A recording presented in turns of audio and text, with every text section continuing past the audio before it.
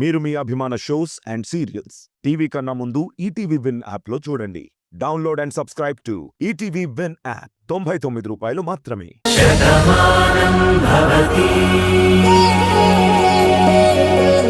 ప్రాణాల్ని పణంగా పెట్టైనా సరే రాధని జయని కాపాడుకోవాలి. నలుగురు 4 వైపులకు వెళ్లి వెతకాలి. పదండి. మావయ్య, సత్య, ఏంటి, ఏమైంది? నిన్నే సత్య, నువ్విలా బాధపడుతున్నావంటే ఏదో జరిగింది.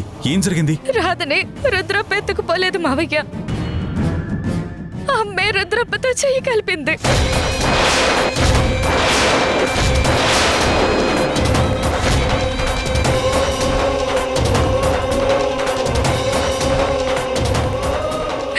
రాధని అంతం చేయడానికి అమ్మ రుద్రప్పతో కలిసి ప్లాన్ చేసింది.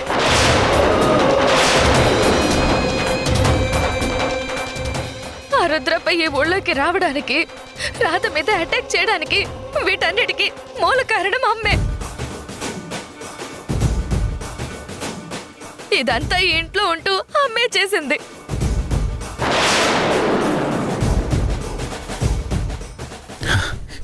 ఏంటి, అక్క చేసిందా?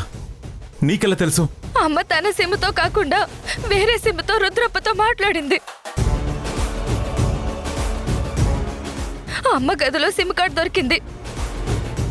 అనుమానం వచ్చి ఫోన్లో వేసేసరికి రుద్రప్ప నుంచి ఫోన్ వచ్చింది. అమ్మ చాలా తెలివిగా రాధని తీసుకెళ్లిపోయింది మావయ్య. రాధని రుద్రప్పకి అప్పగిస్తుంది. రాధకి ప్రమాదం తలపెట్టింది మావయ్య. మురారి, మనం ఇప్పుడు బాధపడకూడదు, ధైర్యంగా ఉండాలి. జయ, ఆ రుద్రప్ప రాధను ఏమీ చేయలేరు. ఇప్పుడు మనకి ఈ విషయం తెలిసింది కాబట్టి ఊరికి నలువైపులా వెతుకుదాం. ఎక్కడో అక్కడ దొరుకుతారు. పద, రాధను కాపాడుకుందాం. తొందరగా వెళదాం, పదండి. కిట్టయ్యా, నాకు కూతురు పుట్టలేదనుకుంటాను. అది నా ఇంటి ఆడపిల్ల కాదనుకుంటాను. దాన్ని చంపైనా సరే రాధ ప్రాణాలు కాపాడుకోవాల్సిన బాధ్యత మన మీద ఉంది. వెళ్దాం, పదండి. జ్యోతి, ఏంటమ్మగారు? రుద్రప్ప, జయప్రద ఎక్కడ కనిపించినా నిర్దాక్షిణ్యంగా చావగొట్టమని నేను చెప్పానని చెప్పు ఊరందరికీ. అలాగే అమ్మగారు. పదండి, వెతుకుదాం.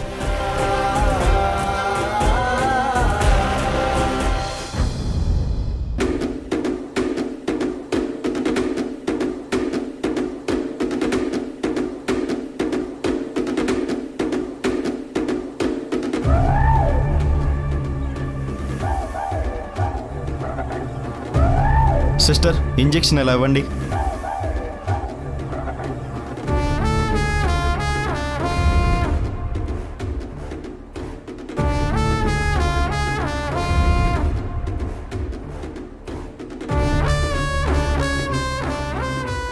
సార్, లోపల ట్రీట్మెంట్ జరుగుతుంది, ఎవరు వెళ్ళకూడదు. నేను డాక్టర్ గారితో మాట్లాడాలి. వీలైతే ఒకసారి బయటికి రమ్మని చెప్పండి. అలాగే సార్.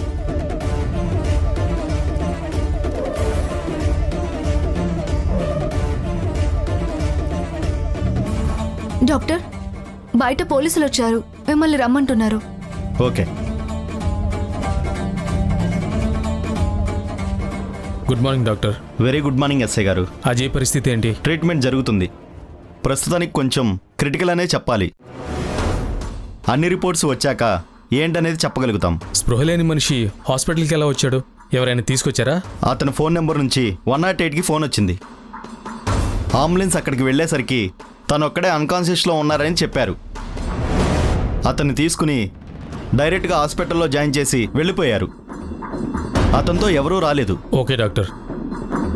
ఎంతైనా ఒకప్పుడు క్రిమినల్ బ్యాక్గ్రౌండ్ ఉన్నవాడు. ఎవరో శత్రువులు ఉండే ఉంటారు. కానిస్టేబుల్స్ సార్, ముందు వీడి ఫ్రెండ్స్ ఎక్కడున్నారో వాళ్ళని వెతకండి. వాళ్ళని ఇక్కడికి తీసుకురండి. వెళ్ళండి. Okay sir. మీరు ఇక్కడ వెయిట్ చేయండి, లోపల ట్రీట్మెంట్ జరుగుతుంది. Okay doctor.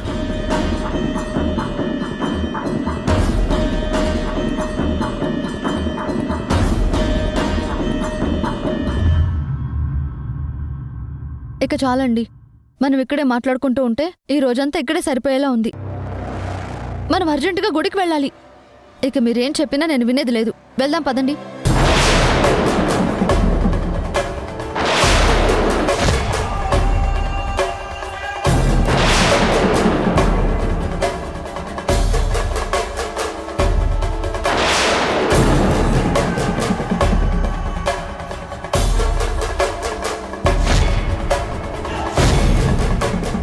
రుద్రప్ప నువ్వా?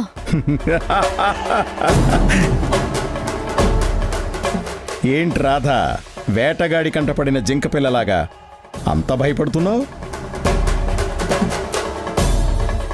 నేను ఎదురవుతానని నువ్వు అస్సలు ఊహించలేదు కదా.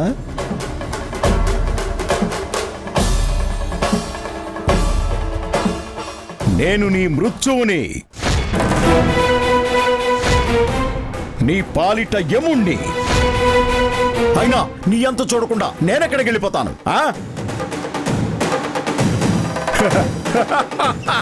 నీ గురించి మురారి గారు వెతుకుతున్నారు. ఊరు మొత్తం నిన్నే పట్టుకోవాలని చూస్తుంది. నువ్వు తప్పించుకోలేవు. పిచ్చి రాదా, అందరూ నీలాగా మంచిగా ఉండరు. నువ్వు నన్ను ఊరికి పట్టించడం కాదు, నిన్నిక్కడికి ఎవరు తీసుకొచ్చారు ఒక్కసారి ఆలోచించు.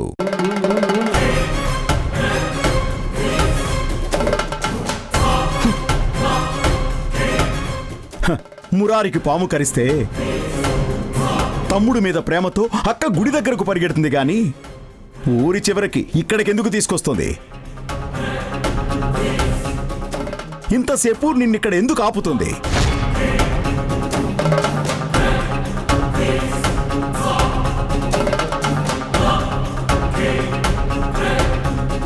అది నీ మీద ప్రేమతో కాదు, పగతో చేసింది. నాతో చెయ్యి కలిపింది నీ అంతం చూడాలని చెప్పింది. ఇక నీ పని అయిపోయినట్టే. ఏంటి రాధా, షాక్ అయ్యావా? అయినా నేను మారిపోతానని నువ్వెలా ఊహించావు? రాధా, నువ్వు మా ఇంటికి వచ్చినప్పుడు నీ మీద పగని పెంచుకున్నాను. నువ్వు ఎప్పటికీ తల్లివి కాకుండా నిన్ను మార్చేస్తే నువ్వు నా తమ్ముడి జీవితం నుంచి వెళ్ళిపోతావని నేనప్పుడే పథకం సిద్ధం చేశాను. అలాగే నువ్వు వెళ్ళిపోయావు. దరిద్రం వదిలిపోయింది అనుకుంటే మళ్ళీ తిరిగొచ్చావు. ఇందులో చిన్న అదృష్టం ఏంటో తెలుసా? గతాన్ని మర్చిపోయావు. అది రాధా అదృష్టం కాదు జయప్రద, నేను చేసిన పని. ఆ రోజు నేను చేయించిన అటాక్లో పెద్ద వీరనారి ఝాన్సీ లక్ష్మీబాయిలాగా వచ్చి వాళ్ళని కాపాడింది. మా రౌడీలు కొట్టిన దెబ్బకి గతాన్ని మర్చిపోయింది. చూడు రుద్రప్ప, రాధ గతాన్ని మర్చిపోయినా భవిష్యత్తుని బాగానే ఊహిస్తుంది. ఇది ఆ ఇంట్లో ఉన్నంత వరకు నాకు ప్రశాంతత లేదు. అందుకే దీన్ని శాశ్వత నిద్రలోకి పంపిద్దామని మా ఇంటికి శత్రువైన నీతో చేయి కలిపాను. ఈరోజు రాధ ఇక్కడి నుంచి ఊపిరితో వెళ్ళకూడదు, శవం మాత్రమే వెళ్ళాలి.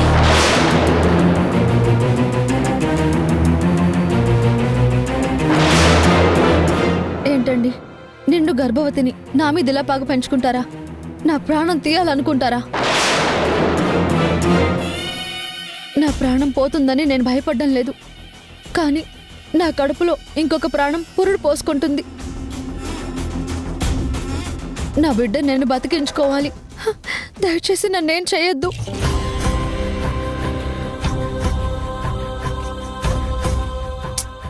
నిన్ను వదిలే ప్రసక్తే లేదు రాధా. నీ మీద నేను జాలి చూపించాననుకో, నా కూతురు జీవితం చీకటైపోతుంది. ఇన్నాళ్ళు నేను కన్న కలలాగే మిగిలిపోతుంది.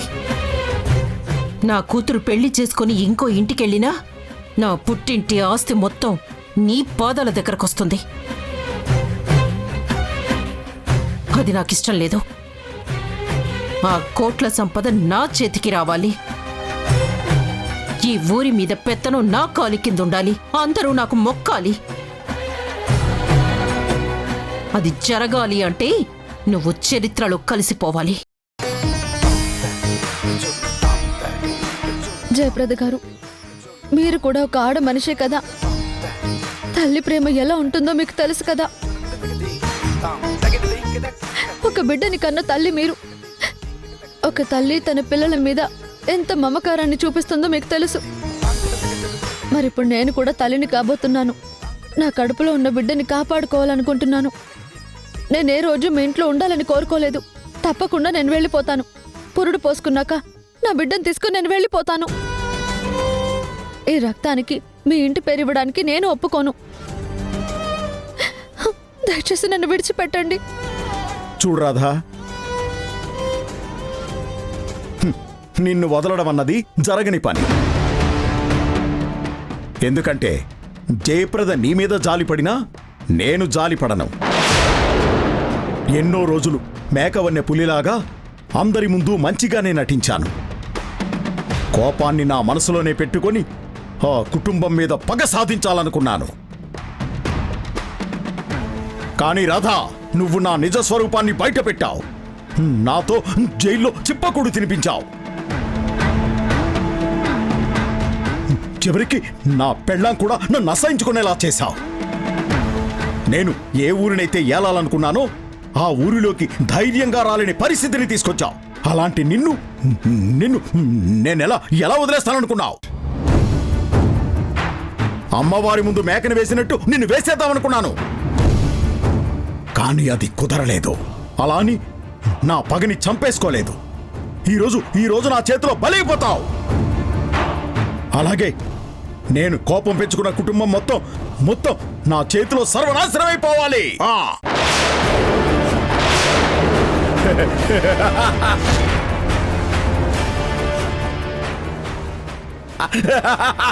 రే, ఏం మాట్లాడుతున్నావురా?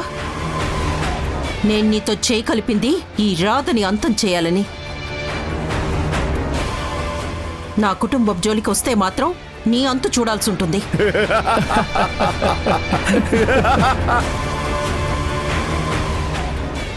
ఏంటండి అలా చూస్తున్నారు? పులి దగ్గరకు వచ్చి సగం మాంసమే తిను, మిగిలిన మాంసాన్ని నాకు వదిలేయంటే పులి ముందు తన కడుపు నింపుకోవడానికి తలూపుతుంది కానీ వదిలేస్తుందని అర్థం కాదండి. మా రుద్రప్ప గారు కూడా అలాంటి వారేనండి. మీ పగ తీర్చుకోవడానికి మీరు చేయి కలిపారు కాబట్టి మీ ముందు మంచిగా నటించారు.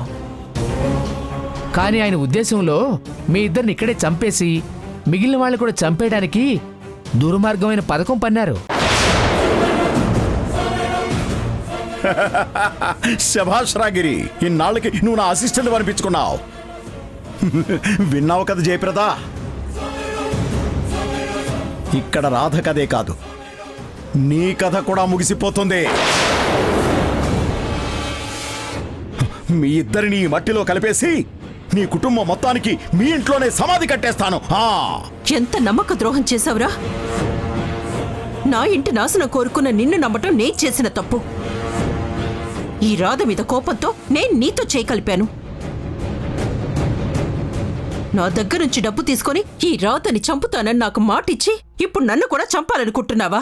నమ్మించి ద్రోహం చేస్తావా? చూడు జయప్రద, ద్రోహం గురించి నువ్వు మాట్లాడితే మర్డర్ చేయడం తప్పు అని బిల్లాడని చెప్పినంత కామెడీగా ఉంటుంది. అందుకని ద్రోహం గురించి నువ్వు నేను మాట్లాడుకోకూడదు. నీ పగ తీర్చుకోవడం కోసం నువ్వు నాకు డబ్బిచ్చావు. ఎదురొచ్చిన లక్ష్మీదేవిని వదులుకోకూడదని చిన్నప్పుడు మా చిట్టి మాణిక్యాలరావు చెప్పాడు.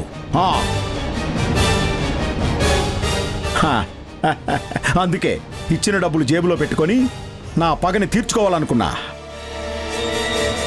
నీకిచ్చిన మాట ప్రకారం రాధని చంపేస్తాను.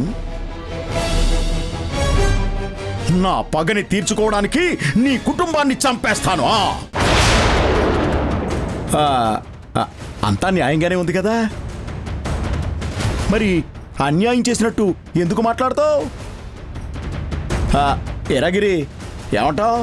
ఎవరేమనుకున్నా మీరు రాక్షసుడు కదండి. మీరు అనుకున్నది చేస్తారు కానీ రాక్షసులకు కూడా అంతం ఉంటుందని మీరు మర్చిపోతున్నారు. ముందే తెలుసుకోండి.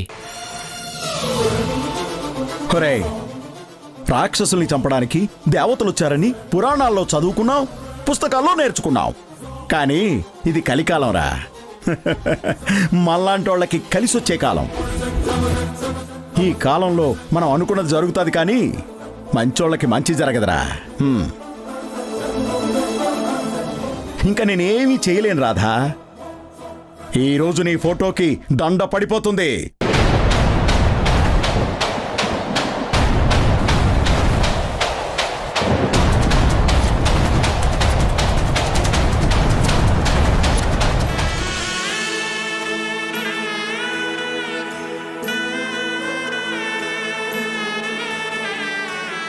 బాను, నేను నీ మెడలో తాళి కట్టే రోజు నీ మీద నాకు ఇష్టం లేదు. నాకు నచ్చని వ్యక్తి నా జీవితంలోకి వస్తుందని ఆ రోజు చాలా కష్టంతో నీ మెడలో 3 ముళ్ళు వేశాను. ఎప్పుడు నువ్వు నా నుంచి విడిపోతావా, ఏ క్షణం నువ్వు నాకు దూరమైపోతావా అని ప్రతి క్షణం చూశాను.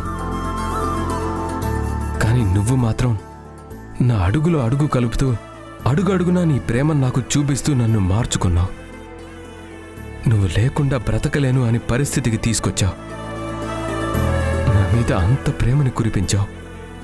ఈ జీవితానికి నాకు దొరికిన గొప్ప వరం నువ్వు అని నేను మురిసిపోయిన క్షణాన నా రూపానికి ప్రతిరూపం నీ కడుపులో ఉందని తెలిసింది. ఎప్పుడెప్పుడు నేను చూద్దామా అని ఎంతో ఆశతో ఎదురు చూస్తున్న సమయంలో నువ్వెప్పటికీ తిరిగి రాని లోకాలకి వెళ్ళిపోయావని, ఇంకా మా కంటికి కనిపించవని తెలిసిన మరుక్షణం ఈ గుండె ఎందుకు ఆగిపోలేదా, నేనెందుకు ఇంకా బ్రతికున్నానా అని ఎంతో బాధపడ్డాను. కానీ నేనలా బాధపడుతూ ఉంటే అమ్మ చూస్తూ తట్టుకోలేకపోయింది. ఇంట్లో వాళ్ళందరూ కూడా నువ్వు దూరమైన బాధతో పాటు నా కన్నిటిని కూడా చూసి తల్లడిల్లిపోయారు. అందుకే వాళ్ళని బాధ పెట్టకూడదని గుండెని రాయిగా మార్చుకొని నీ ఊహల్ని తలుచుకుంటూ బ్రతుకుతున్నాను. కానీ నేను ఒంటరిగా ఉండకూడదని, నా జీవితంలో కూడా ఒక వ్యక్తి రావాలని, నీ స్థానంలోకి నీలిమని పంపించాలని అందరూ ఈ పెళ్లి తలపెట్టారు. కానీ నువ్వెప్పటికీ నా గుండెల్లోనే ఉంటావు. ఆ స్థానంలోకి ఎవ్వరూ రాలేరు. నీలిమ నా జీవితంలోకి మాత్రం వస్తుంది. అది కూడా నువ్వు ఒప్పుకుంటావు అనుకుంటేనే, అలా జరిగితేనే ఏ లోకంలో ఉన్నా నీ ఆత్మ శాంతిస్తుంది అని అమ్మ నాతో చెప్పింది. కాబట్టే నేను ఈ పెళ్లికి ఒప్పుకున్నాను.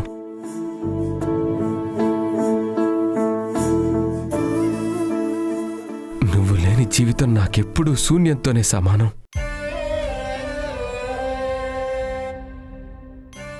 ఈ క్షణంలో కూడా నువ్వు మళ్ళీ ఏదో ఒక అద్భుతం జరిగి వచ్చేస్తే బావుంటుంది అనిపిస్తుంది.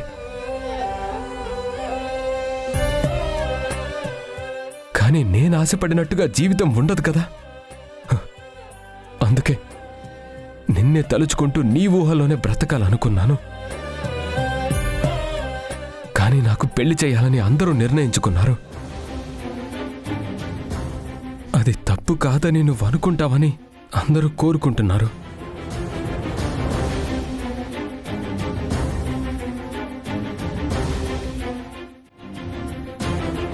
కార్తీక్, ఈ క్షణం నీకెంత బాధగా ఉంటుందో నేను ఊహించగలను. కానీ ఒకటి గుర్తుపెట్టుకో, నువ్వు బాధపడకూడదు.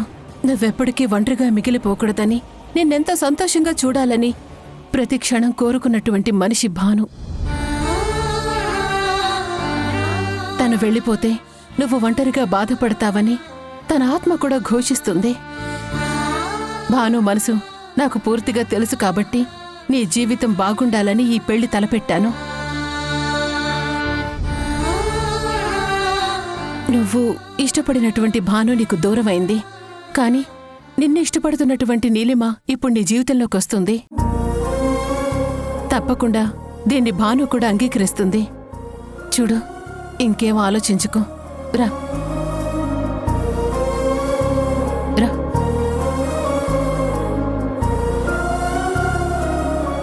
నేనేమీ తప్పు చేయట్లేదు కదమ్మా. నన్ను అమ్మలా చూసుకునే నువ్వు వెళ్ళిపోయావు. ఆ బాధలో నేనున్నాను. నీలిమ నన్ను ఎంతో జాగ్రత్తగా నువ్వు చూసుకుంటున్నట్టే చూసుకుంటోంది. అందుకే తనని నేను దత్తత తీసుకుని నీ ప్రతిరూపంగా చూసుకుంటున్నాను. అందుకే తల్లి, నీ స్థానంలోకి నీలిమ వస్తే నువ్వెంతగానో అభిమానించే ఈ ఇల్లు కూడా బావుంటుందని ఈ నిర్ణయం తీసుకున్నాను. ఏ లోకంలో ఉన్నా నువ్వు చూస్తూ ఈ పెళ్లి ఏ ఆటంకం లేకుండా జరిపించమ్మా. అలాగే ఇక్కడ జరిగే ఈ కళ్యాణాన్ని చూసి ఏ లోకంలో ఉన్నా నువ్వు ఆనందిస్తావని అనుకుంటున్నానమ్మా. ఆనందిస్తావు కదూ?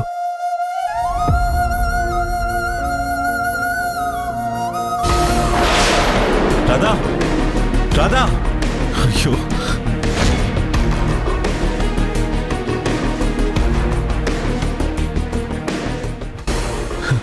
బాబు నమస్తే. నమస్తే. మీరు రాధనేమైనా చూసారా? సరిగా గుర్తెచ్చుకో. లేదు బాబు, చూడలేదు.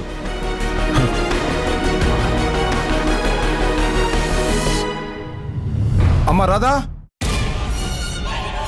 రాధా, రాధా ఒరే రుద్రప్ప, నేను నువ్వనుకున్నంత తెలివి తక్కువదాన్ని కాదురా. బడి చదువుకోకపోయినా లోకాన్ని చదువుకున్నాను. అందుకే వడ్డీ లెక్కల్లో తిరుగులేని మనిషిని అనిపించుకున్నాను.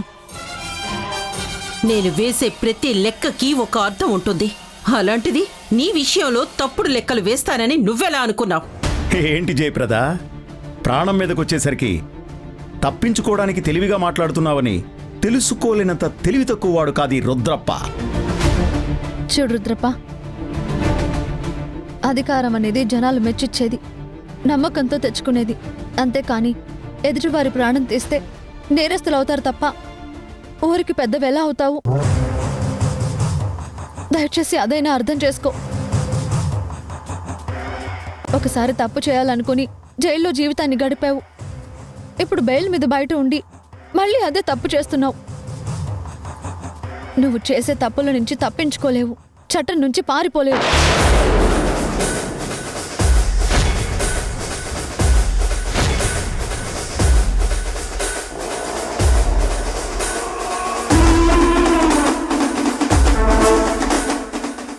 పేరెంట్ అనుకో పెళ్లికో వచ్చినట్టు నించొని చూస్తున్నారు. వేసేయండి. వెళ్ళండిరా.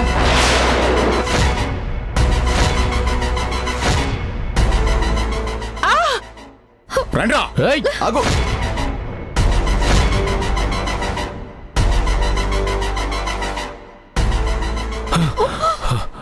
అయ్యా ఇక్కడుందయ్యా.